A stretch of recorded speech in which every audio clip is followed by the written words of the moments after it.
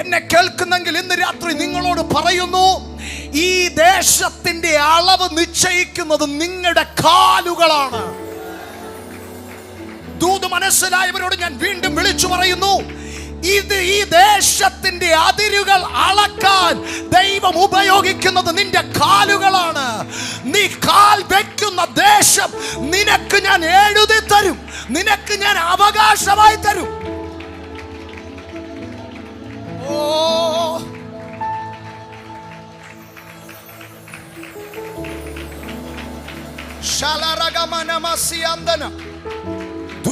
ദേശം മുഴുവൻ സുവിശേഷത്താൽ നിറയണം.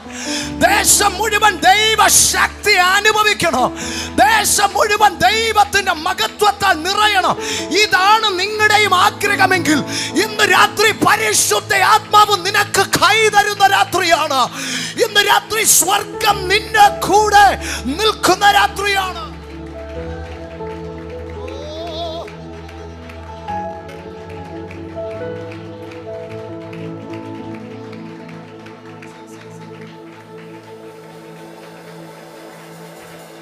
ഇന്ന് രാത്രി നമ്മൾ ഇങ്ങനെ ഒന്ന് പ്രൊഫറ്റിക്കലി ആരാധിക്കാൻ പോവാ. സന്തോഷമാണോ? ഒരാമേൻ പറഞ്ഞേ, സന്തോഷമാണോ?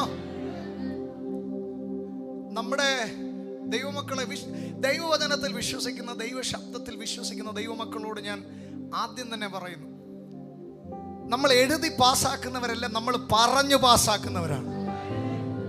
ആ ദൂത് മനസ്സിലായവരൊരാമേൻ പറയാം. നിങ്ങൾ ഭൂമിയിൽ കെട്ടുന്നത് സ്വർഗത്തിൽ കെട്ടപ്പെടും. നിങ്ങൾ ഭൂമിയിൽ അഴിക്കുന്നത് സ്വർഗത്തിൽ അഴിയും. ഇന്ന് രാത്രി കെട്ടാനും അഴിക്കാനും നീ ഉപയോഗിക്കുന്നത് നിന്റെ അധരമാണ്. കെട്ടാനും അഴിക്കാനും നീ ഉപയോഗിക്കുന്നത് നിന്റെ വായാണ്. ഇന്ന് രാത്രി വായ തുറന്ന് ദൈവിക പദ്ധതികൾക്ക് വേണ്ടി വായ തുറക്കുന്നവനെ ഇന്ന് രാത്രി ഇതിനകത്ത് ദൈവം നോട്ട് ചെയ്യാണ്. ഈ തലമുറയിൽ ദൈവിക പദ്ധതിക്ക് വേണ്ടി ആമേൻ ആമേൻ തന്നെത്താൻ വിട്ടുകൊടുക്കുന്നവരെ, come on, you are going to be marked in this generation. നീ ഈ തലമുറയിൽ ദൈവം നിന്നെ മാർക്ക് ചെയ്യാൻ പോവാണ്.